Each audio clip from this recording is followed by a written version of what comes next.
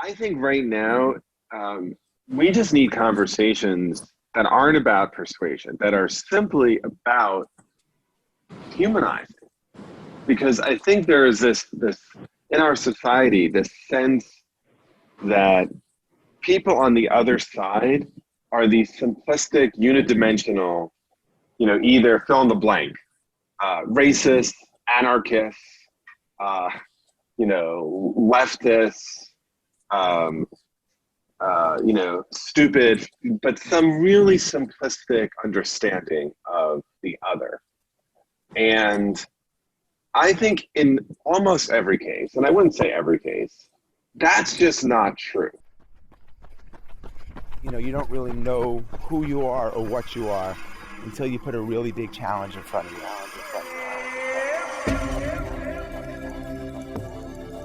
Fear is an asset and ally here to help you be magnificent. This crazy, silly, stupid idea to run across the Sahara Desert. You did make it this time, but you said if you didn't make it, you would try again and again. Everybody's connected to nature, connected to music, to their families, and now we're going to build a world that doesn't have racism and war and starving kids. I kept telling myself, run at it, and just keep smiling. Hey, Bob. Hey, Gene, how are you? I'm doing good. How are you? I'm doing really well, thanks. So where are you right now? Is that like your study? I'm sitting in my office in Cambridge, Massachusetts. I just came back from a walk with my golden retriever, Rosie. Actually, Rosie got to run a bit chasing a ball. Nice. But now I'm here so that I don't have to do a podcast with a face mask on. Good idea. I got my bandana here in case I get too close to anybody. It's a beautiful day here in New York for those who are maybe walking or running along with us right now. Not a cloud in the sky. And lots of flowers out, nice temperature, and it's like summer's here. It's amazing. Kind of just suddenly arrived. Same in Cambridge. Yeah, it's beautiful in Cambridge. It's a really nice day. What part of Cambridge are you in? So I live about a mile north of Harvard Law School. Is that Porter Square? Yeah, a little bit north of Porter, actually closer to Fresh Pond. I don't know if you ever ran Fresh Pond when you were a student, but Rosie and I spent a lot of time running around Fresh Pond. Nice, great. I think I ran when I started running, I ran like my first 5K at Fresh Pond. I thought it was like the furthest that anybody ever ran. That's funny. As a student, for some reason, I never even discovered the existence of Fresh Pond, even though it's actually not that far. It's not. It's kind of like another neighborhood. It's just another neighborhood. And I think if you're a really nerdy student, sometimes you don't really leave the dorms very much. And that would probably have been me. So so that actually maybe is a good segue to introduce who you are and how we know each other. Can you introduce yourself? Sure. Yeah, I'm Bob Bordone, and I, for 21 years, was on the faculty at Harvard Law School, and that is how I got to know Gene. While there, I taught negotiation and mediation and conflict resolution, and also founded a clinic, actually, after he left, called the Harvard Negotiation and Mediation Clinical Program, where we really focused on dispute systems design. Currently, I'm a senior fellow at Harvard Law School, but left recently to build my own practice, trying to make more of an impact in the world. Not to say you can't do that teaching, because you certainly do, and I really miss the teaching. But I love doing the work that I currently do, which is really related to the same topics: negotiation, conflict management, dispute systems design, facilitation. And I'm doing some writing, and I'm really excited to be on this podcast. I'm excited too. It was just for people who didn't listen to the episode or the interview that we did with Terry Sears from Tuesday's Children. We were just like in the middle of the interview, and she mentioned how they did, this great program with Bob Bordone at Harvard Law School. And I was like, no way. Like, he was my advisor in Harvard Law School. And, it was just made me think like, now is the perfect time to reconnect, because there's so much conflict going on in the world. who better to talk to than you to like help us think about how to experience and maybe get through all the stuff that we're going through right now. Yeah, well, this is definitely a tough moment, but I think it's also hopefully a moment of some opportunity. I think one of the observations that I've had over the past few years is that there's been an increasing avoidance around difficult conversations, around being in places that feel uncomfortable. And it's so easy nowadays to escape, right? We curate our friends on Facebook, Instagram, Snapchat. If we're in a place that we feel people are saying things we don't like, we say we're triggered and we leave. If we tend to live in communities where people think like us and sometimes look like us. And so this ability to avoid, I think, has gotten so easy, and I think we've been doing it more and more. And I think some of the stuff that's happened in our country in the past few weeks is a big wake-up call that we can't do that. Or we can do that, but we do it at our peril. And so I do think there's a real opportunity now for people to engage with each other in a way that we haven't done as much. And one of the themes that I've heard so often in the past few weeks is how we have to be uncomfortable. We have to have uncomfortable conversations, and I couldn't agree with that more. So, that's we talk a lot about getting out of your comfort zone in Charity Miles as a runner, as an athlete, wanting to, you don't get faster, you don't get better if you don't push yourself out of your comfort zone. And, when it comes to some of these difficult conversations, a lot of people just want to not ever get out of their comfort zone. So how are we ever going to heal as a country if we're not willing to be a little bit vulnerable? So what are some ways? I mean, I could give some ways to get out of your comfort zone when running or physically. Like, what are some ways that we can get out of our comfort zone when it comes to these uncomfortable conversations? Yeah, so I don't know, if the analogy works, right? But I think one thing I would say is you want to start small. That works. And how do you start small? So I think finding some people that you maybe already have a relationship with, but maybe there's a set of topics, whether it is on race, or maybe it's on politics, or maybe it's on, religion, where you think you've really actively avoided that topic because you have a sense that you're not on the same page. But you like the people, you feel like they're decent. Well, that's a place to start. And but can I jump in for a second? Yeah. One of the things that I'm worried about when it comes to that is I have a good relationship with those people, and I don't want to fight with them. Yeah. I don't want to ruin that relationship with those people. Yeah. Yeah. I'd almost rather fight with people that I don't know. Right. So I think that's a really helpful point. So I think one of the things that we have to work on is not to think of this as fighting. Yeah. I think there will be disagreement, and disagreement is uncomfortable. But I think if we go into these conversations with the purpose of I'm right, my job is to show you, educate you, and otherwise enlighten you, I think we're going to get into a lot of trouble. I think instead, if we go into the conversation where I have some perspectives and viewpoints based on my lived experience, my family of origin, where I grew up, the schools I went to, my race, gender identity, et cetera, and you have some experiences as well that I don't really know about. Maybe I know a little bit about. Maybe I think I know about. And so the purpose of the conversation is to just explore that a bit and listen and see what I can learn. I think that puts a different frame on it. And I think the way we start a conversation like that is being transparent about our purpose. Because you could imagine, I mean, you can't just kind of go on a walk or run and just randomly bring up some explosive topic. The person will be blindsided, right? But I think you can say, hey, there's a lot that's been going on in the world right now, and it occurs to me that there's a lot of things that you and I haven't talked much about. Would you be willing at some point to sit down and have a conversation where we maybe set up some ground rules or make it comfortable for each of us? Because I think I have a lot to learn from you. What are some of the, well, I want to ask what some of those ground rules are, but maybe something,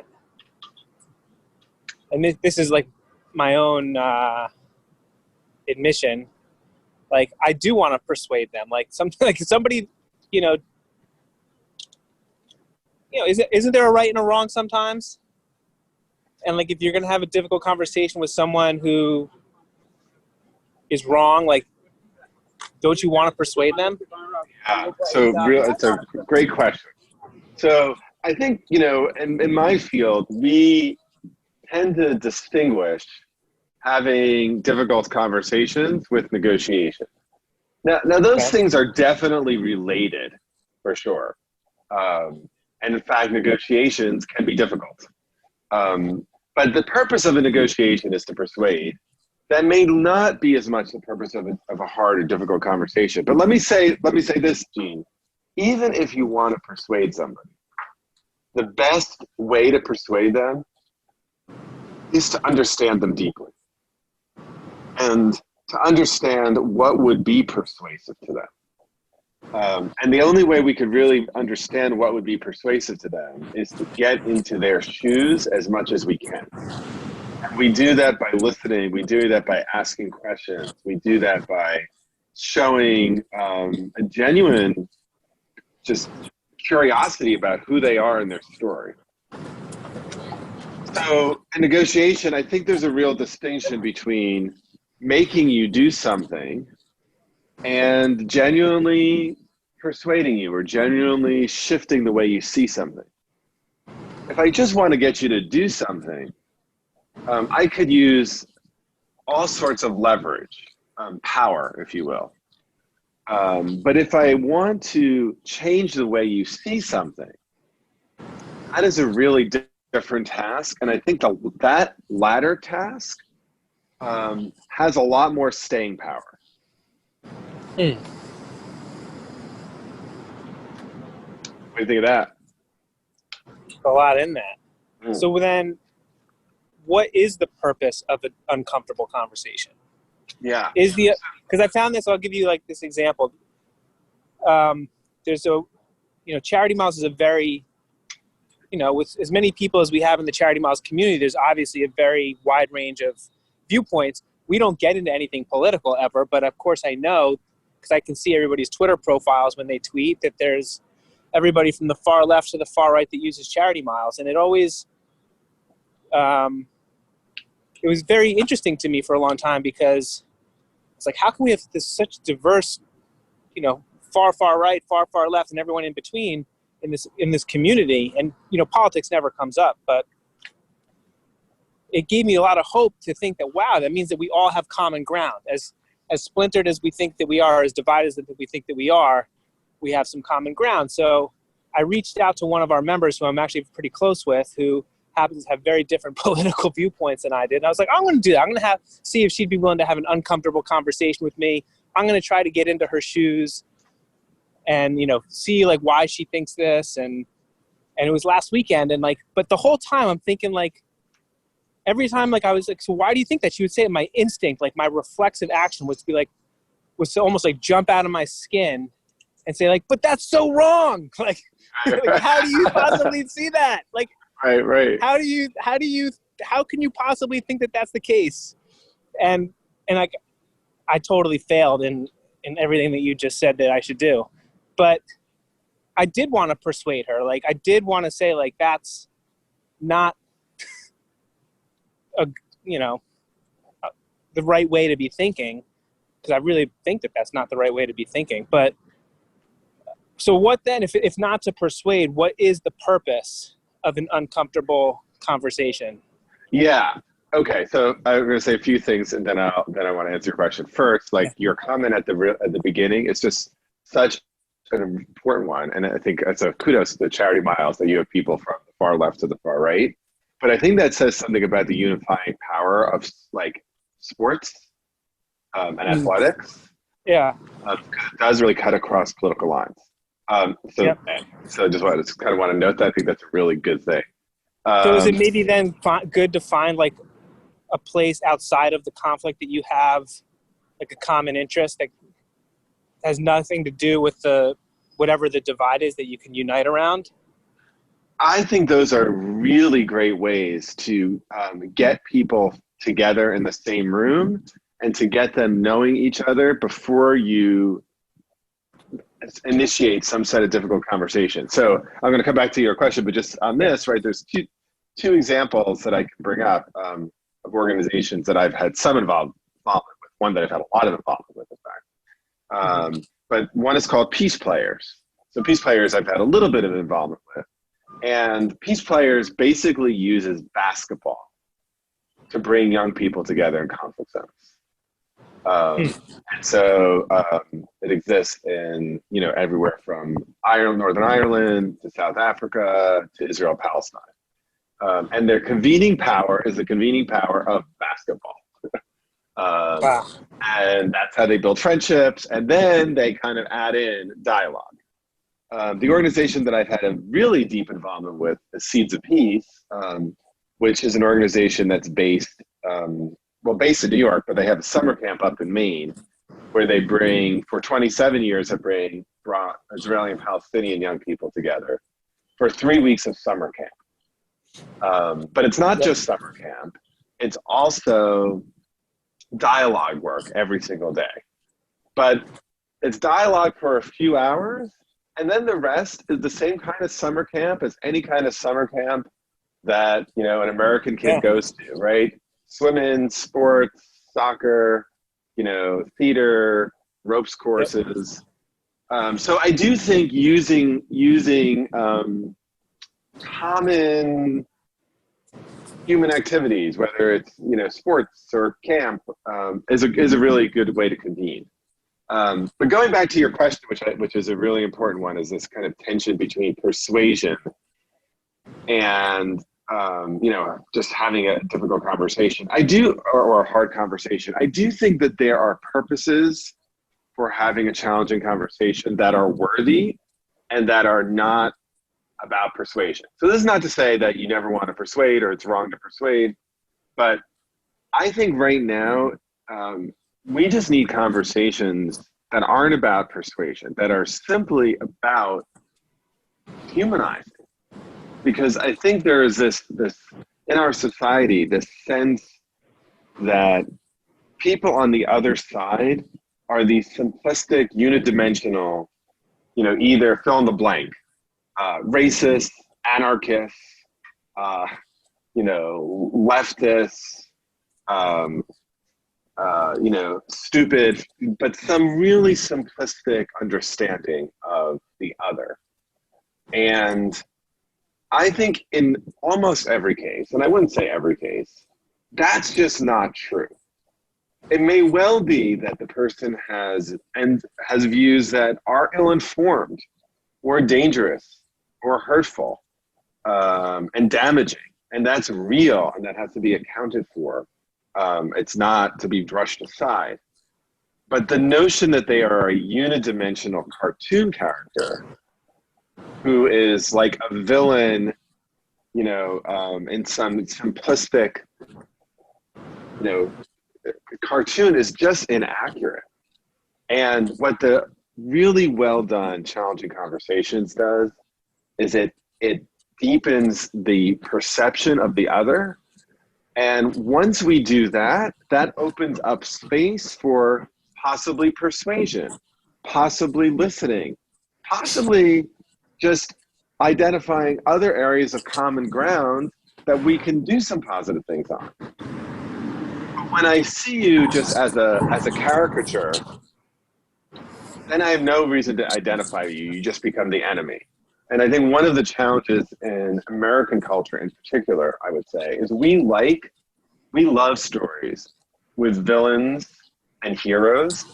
We like stories with cops and robbers. And most life is just not that simple. It's not that. There's a lot more gray. And difficult conversations help us discover that.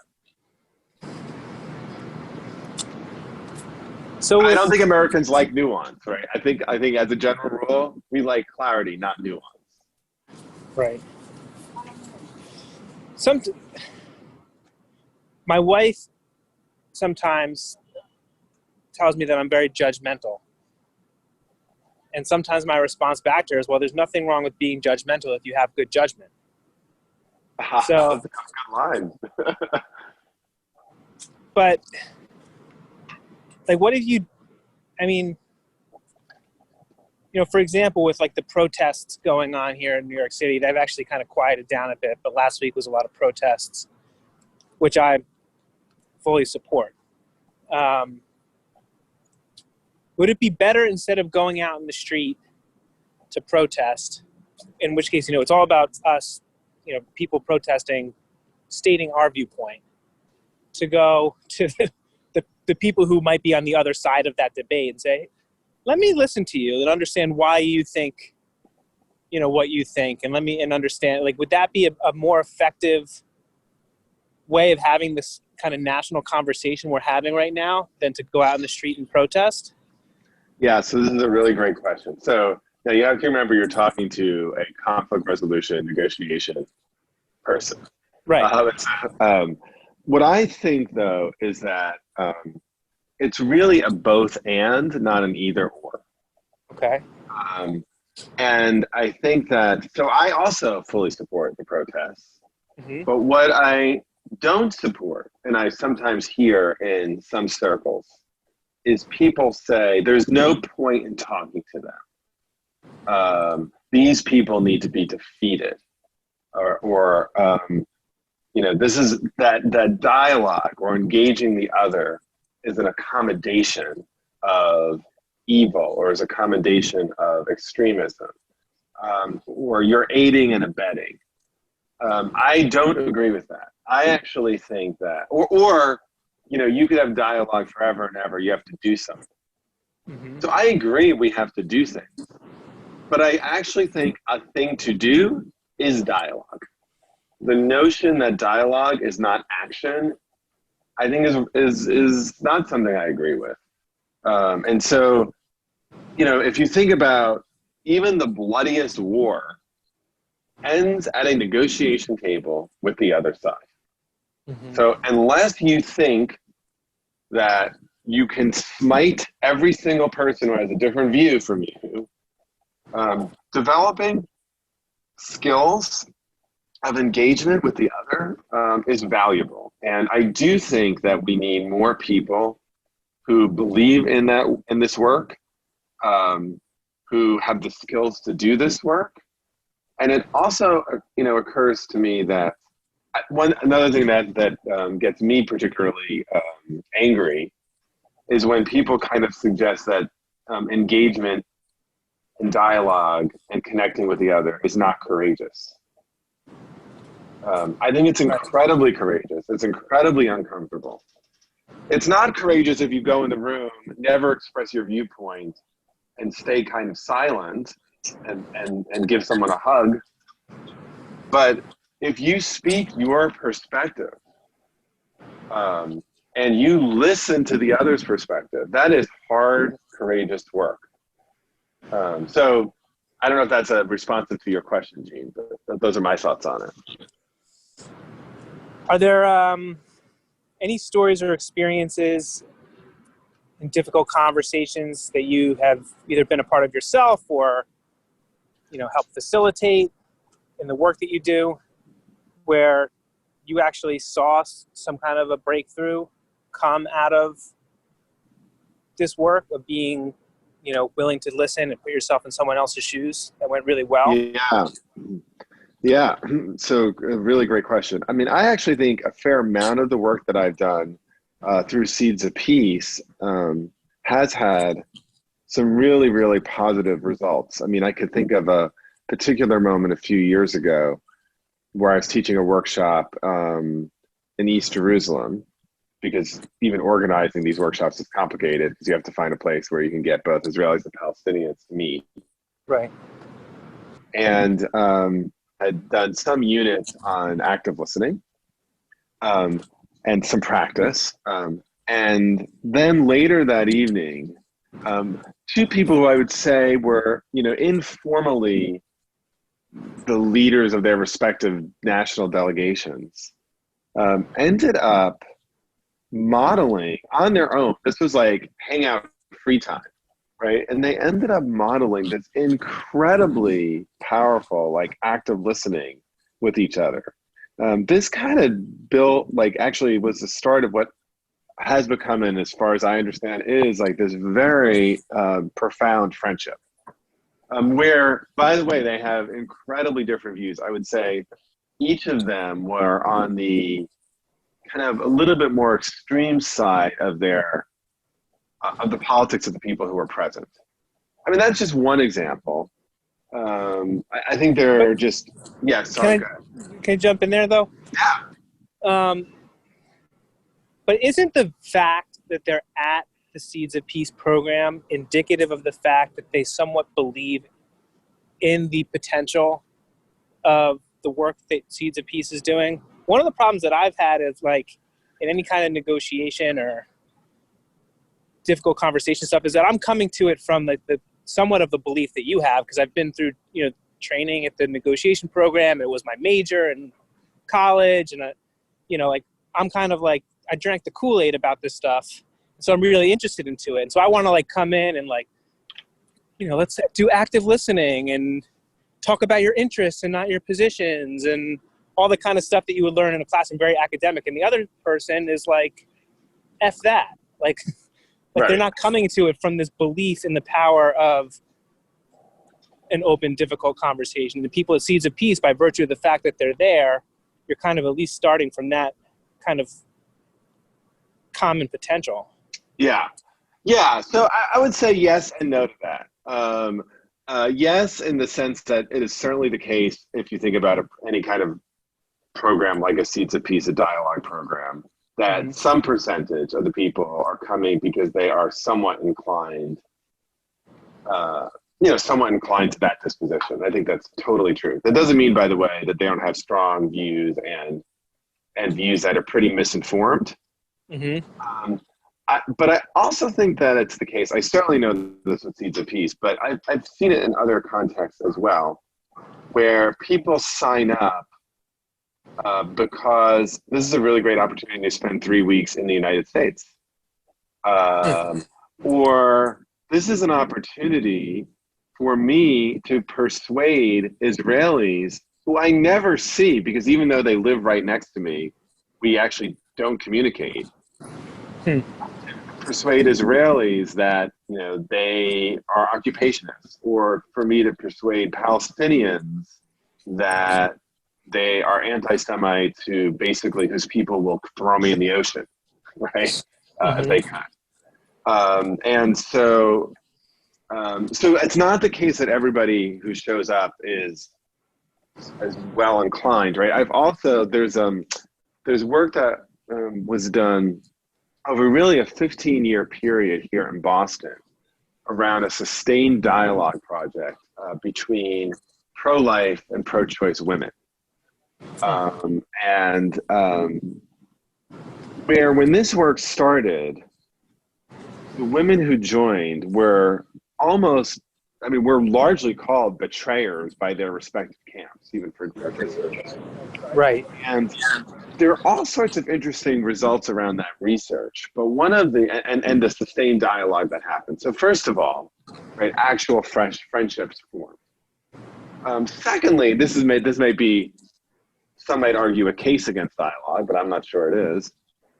It turns out that the views of the pro-choice and the pro-life women actually hardened. They did not shift. They actually hardened. But they also found areas of common ground.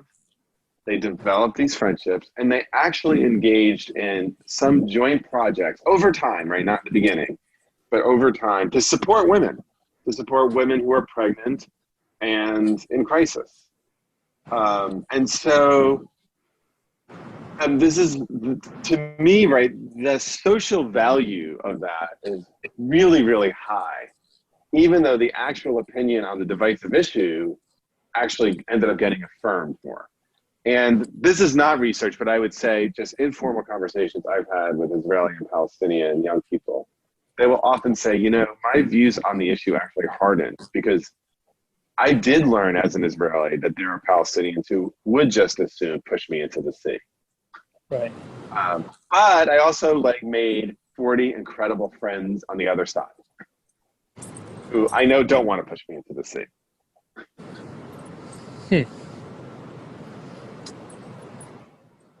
What do you think about that?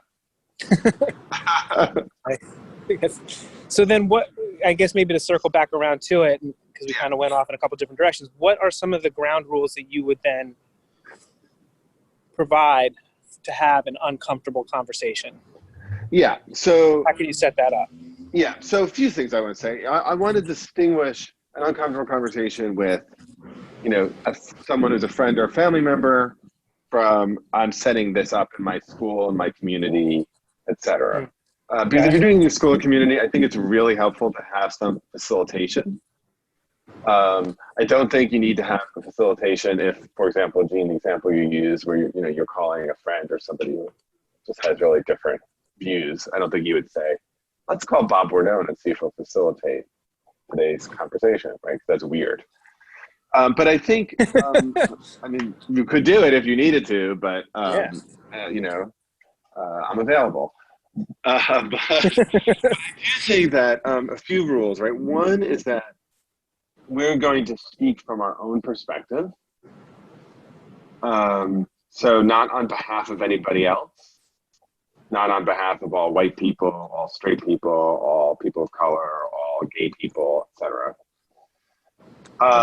Two, whenever somebody says something that I find upsetting, I'm going to, instead of retorting, I will try to ask a question about it. Like what type of a question would you ask? Because my question would be like, don't you see that's wrong? Yes. Yeah. So in our field, you know, we call that hot inquiry. So that is call it what? Hot inquiry. Hot so that inquiry. is, yeah, that's basically an argument that has a question mark at the end of it. Right. Exactly. That's not what we need, right? I mean, like a really open question. So I don't know, Gene, if you know Krista Tippett. You may or may not know her. No. So she has a radio program on NPR called On Being. Okay. And you should get her on your show. She's amazing. I'd love to. But a few years ago, we had her speak at a symposium I was running at Harvard Law School. And in her keynote, she used two quotes that I just loved. And obviously, you know, I loved it so much that I've memorized them and use them all the time. And the two quotes are, questions elicit answers in their lightness. And the second quote is, it's hard to resist a generous question. And I think that is true, that when someone asks a question that is curious and that is open and that is generous, what you get in response is a fulsome, big answer. And when someone asks a question that is sparky and sarcastic and hot, it gets a fight. And so as much as possible, right, to try to move to that curious place. And one way you could do that, Gene, is let's just say someone says something that you find completely outrageous and you're really not feeling very curious. One way to do that is to say, you know, there's a side of me right now that's really angry and wants to fight with you and tell you why you're wrong. But there's another side of me that actually is just a little bit curious to have you say a bit more, and I'm going to go with that side. And just by naming both, it enables you to kind of ask the question. Does that make sense? Yeah. Yeah, I like that. But what about if they say something that's just like factually wrong? Yeah, like the sky is green. Yeah, or like, yeah. What if they say the sky is green? Like something that's just absolutely factually wrong. Yeah, my instinct, like, I'm really surprised to hear that. That's inconsistent with my experience and with what I read in books. But say more about why you see it that way. I don't lose anything from that. Maybe they'll say something that's persuasive. Maybe they'll say, maybe what they'll say will make me think they really are crazy, right? But I don't know yet. And so, you know, if they say 2 + 2 = 5, Yeah. that's surprising. Now, I think let's just say they just insist that 2 + 2 = 5. They're going to double down on it. You know, I think then what I would say is like, okay, we do not see eye to eye on this. I actually see 2 + 2 = 4. Can I explain to you why I see 2 + 2 = 4? I'd like to get your reaction to that. And maybe at the end they say you're wrong, or maybe they're like, oh yeah, you know, my second grade teacher was wrong. I don't know. Like, they might get persuaded, but the point here, right, is I guess this is another piece around ground rules, right? Is that we have to both go into the conversation with the willingness to listen, but also to state our perspective. Otherwise, it's not a conversation. And so you have to be able to say, having heard you and having asked a lot of questions, I've gotten more insight in the way you're seeing it. And like, I also want to share my perspective here. So ground rule number 1 is you're sharing your perspective. Well, speaking on behalf of yourself. Yeah, I mean, ground rule number 1 is we're listening. And We're speaking listening. on our own perspective. Sorry, speaking on our own perspective. Yeah. Another ground rule. I'm not numbering them well. But another ground rule is really listening, which we kind of have talked about. Right. Third ground rule that I think is really important. And this is another phrase that I picked up doing work with Seeds of Peace, but I just love it. And it's called permission to be raggedy. Now, what on earth does that mean? So I think the idea, yeah, I know. What does that mean? I think the idea is like when we're talking about really hard topics, we might not be as eloquent, articulate, and perfect as we would prefer, right? Because this is a hard conversation. And so I may say something that lands really badly on you. The permission to be raggedy basically is an agreement that if something doesn't come out right for me, you will give me the benefit of the doubt about my intentions, and you will extend that to me. You will share how it impacted you, and you will ask me to clarify or explain a little bit more about what I mean. But what you will not do is say, aha, he's a racist, or aha, he's a homophobe, or aha, he, is a Yankees fan and not a Red Sox fan. Whatever it is, right? I mean, whatever the thing is. But you will instead say, he said something that feels, pretty racist to me, but I want to ask a little bit more about where that's coming from. Because if we're in a really hard conversation and it's so fraught that if I say something the wrong way, you're going to put me in a box that I can't get out of, you know what I'm going to say? Nothing. Because it's too scary to say anything. And so I think this idea of permission to be raggedy is we each are going to just extend to the other an extra bit of grace, which again doesn't mean we're not going to raise the impact it has. It just means we're not going to make the assumption that they are fill in the blank.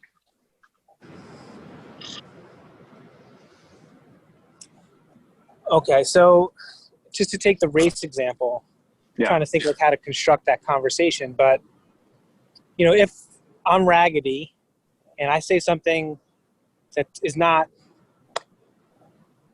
you know, that lands in a way that I didn't intend to land it, but it reveals my inner racism, my implicit racism. Yeah. And that's the point of the conversation, is that, Gene, you're white, you have this implicit bias that you don't even realize. And by what you just said, as raggedy as it was, and as much grace as I'm going to give you, proves the point, is that you don't even realize your white privilege. Yeah. You don't even realize these things that, you know, are in your mind, that they just come out. Yeah. What would be the way to give someone that raggedy grace while also illuminating the point that they just proved? Yeah, it's a great question, right? So I think the point where I feel like it's not letting it slide, but it is saying something like, you know, Gene, you know, you just said, you know, whatever the thing is, ABC. And I have to say, that was surprising and a little bit hurtful to me. Can I explain why and get your reaction? And then I don't know what's going to happen next, right? I do that. And then I might actually make the point. I might actually say, like, this for me is an example of blind spots, right? Of white privilege that ends up being really damaging, and, you know, to people of color. So I'm still making that point, but what I'm not doing is either saying or thinking, well, he's just a racist. So I'm digging in on it more, and I'm kind of separating. I'm sharing the impact. I'm sharing why it has this impact. I'm getting curious, and then I'm gonna see how you react to that, right? And now here's where it gets really hard, right? What if you say, yeah, well, it is what it is, too bad.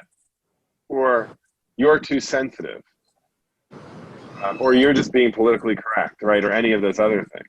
Right. And I think that even goes to another ground rule. Okay, great. Yeah, which is that we want to avoid making attributions about the other person.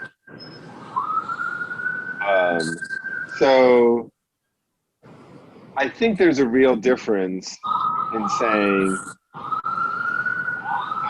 we have different set points on, you know, what's acceptable, and how should we talk about that, or how should we manage that difference? That seems like a worthy but very hard conversation. Can you say that again?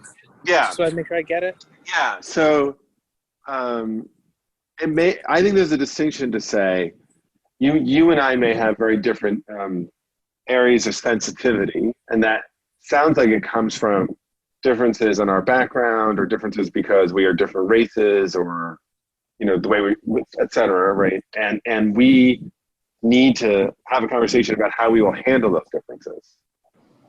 That is really different from me saying you're being oversensitive. Because you being oversensitive is me somehow suggesting that there's an objectively acceptable idea of what the right level of sensitivity in the universe is, and you're outside those bounds. And I think we want to avoid that in these conversations. We want to instead, though, I think, state what may be a real and hard difference. That because of our upbringing, we have really different levels of sensitivity around this issue. And then, of course, the next really hard question is, like, how much do we care about that? How much does one person care about that to make a shift in the direction of the other? You know, and I think we see this kind of playing out, you know, arguably, and in all sorts of situations right now. So if I think about over the past, you know, week, a bunch of statues of Confederate war heroes, or in Boston, as you may know, I don't know how the statue of Christopher Columbus was beheaded and then removed. And I have to be honest, like the presence of the Christopher Columbus statue has never personally registered for me one way or the other. I mean, it's like a big zero for me. Right. Yeah. But learning that it is deeply upsetting to a set of people makes me curious to know more, which, I still need to know more, right? And also makes me think, as a human being, I don't need to make people upset. So if it's upsetting them, take it down, right? There are all sorts of ways of preserving the history of what happened in 1492, short of the statue. Take it down. That's my own feeling about it, right? But the conversation we would need to have then is, do we care about the fact that each of us has just different sensitivities? A few years ago, you may know this, Gene, that the seal of Harvard Law School, there's a big controversy around it. And in fact, we know Harvard Law School does not have a seal anymore. I did not know that. Yeah. What was the controversy? So the seal of the law school was actually the family seal of the Royale family, which was the family that gave the first endowment to start Harvard Law School. And the Royale family was a slave-owning family, and a particularly brutal slave-owning family. Not like it would matter if it was brutal or not brutal. Right. But just for the record. Right. And so there was a big movement of students that wanted the school to eliminate the crest of the school. And of course, there were people on the other side. And then there was a committee that was set up. And because it's a law school, what ended up happening is the committee issued a majority opinion and a dissenting opinion. And the majority opinion was so law school, and the majority opinion recommended that the school stop using the shield, but that instead, a kind of historical, I would say, exhibit be created explaining the history of the shield of the school, and of course the dissent said no, we should keep the shield. For a variety of reasons. So the school actually did get rid of the shield. And if you look at the law school's website, or wherever you see a shield, it's actually not a law school shield, it's a shield of Harvard University. So all the other schools have their own school shield. And we do not at the moment. Or the law school. That seems so trivial, like compared to like everything that's going on right now. But it's also funny because it kind of also brings me back to what we talked about in the conversation, that some people are just more inclined to approach things from a majority decision, dissenting decision point away. And now we all feel heard, and this is what we're going to do, but everybody's heard. Like with what you said about Christopher Columbus, it actually made me think of an episode of The Sopranos, which kind of, a lot of things make me think of The Sopranos.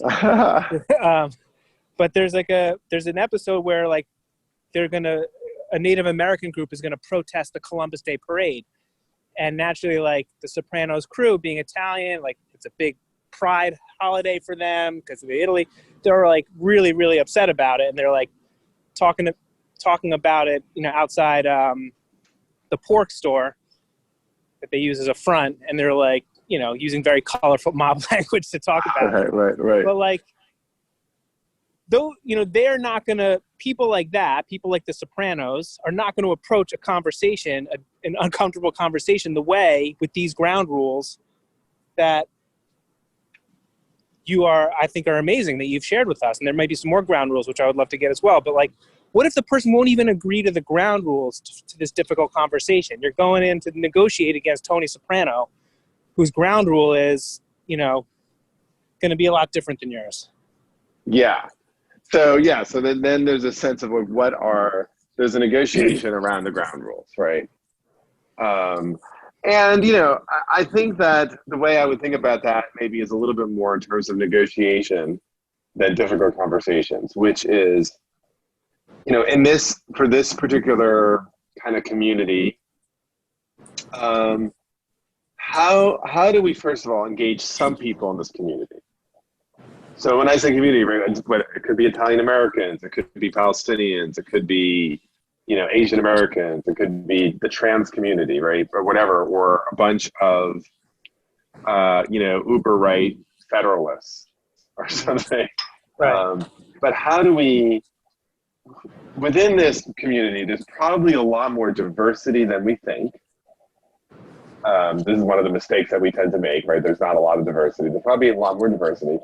Can we engage some of them and then get their counsel, right? Like, what is the best way to talk to Uncle Rocco? Right. Get him in a conversation. And so maybe we need to have a modification of ground rules. And maybe some people who would otherwise want to enter that dialogue decide not to enter that dialogue because of the modification of the ground rule, you know, of the ground rules. So that's fine, right? So I would call, I mean, I think having all difficult conversations is advanced. Or when I say advanced, I mean, it's hard, right? But your question is kind of like super advanced. And you know, I think I'm nothing but advanced. I know, that's right, yeah. And I think, like, listen, like, I think, like, if we could just get a lot of Americans even having a little bit of challenging conversation, that would go a really long way. And then, you know, of course it'd be great to get Tony Soprano in on the game, right? But I wouldn't not make this effort because we may never get Tony Soprano in, right? Or we never get certain people in. And I think, because we're not going to get everybody. But I think what we're missing right now, we don't have enough supply of, is, I would say, you know, really two things, right? One is the kind of just the mindset or the capacity, desire to do this kind of work. And then the second is, I think, the skill set. But you need to have both, right? If people don't see it as being valuable and important, if people see it as being weak or accommodationist, if people see it as just giving in to the current power structure, they're not going to do it. But if people see this work as actually a piece of advocacy, a piece of healing work, a piece of building toward real change, because when we have mutual understanding, even in differences, we increase the likelihood that we can move in a direction. So we need that, I think, interest, desire, and then, of course, you know, our conversation has really been about both of these things, but we also then need some people who have some kind of willingness to put in the time and the skills.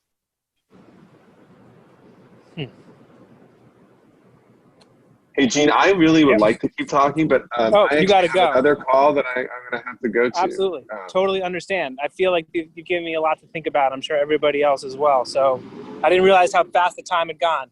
Yeah, it's gone very fast. Yeah. Very fast. But thank you very much. This has been incredible, and I feel like merits another conversation. So hopefully we can do that soon. I hope so too. And hey, if I could put in a plug for any of your listeners who may have made it to the end and might be interested. On Friday, June 19th, I've organized this interdisciplinary panel of experts who are going to be talking on, the title is called Interdisciplinary Approaches to Processing Anger, Anxiety, and Grief. It's going to be a webinar, but here's the rub. It's not just listening. People are then going to go into small discussion groups with facilitators. And so for people who want to practice a little bit, something that is not necessarily difficult because it's controversial, but difficult because it's hard to talk about anger, anxiety, and grief generally, this could be an opportunity. So if they're interested in that, they could go to CambridgeNegotiationInstitute.com and click on courses, and they can register. It's completely free, and we'd love to have some of your listeners. Awesome. I will definitely put that out in the notes and the email that I send out about this. Bob, thank you so much. It's really great to reconnect, and I feel like there's a lot more to come. Amen. Yeah. All right. Thanks so much. Thanks, everybody. Every mile matters. Bye. Okay. Bye, all.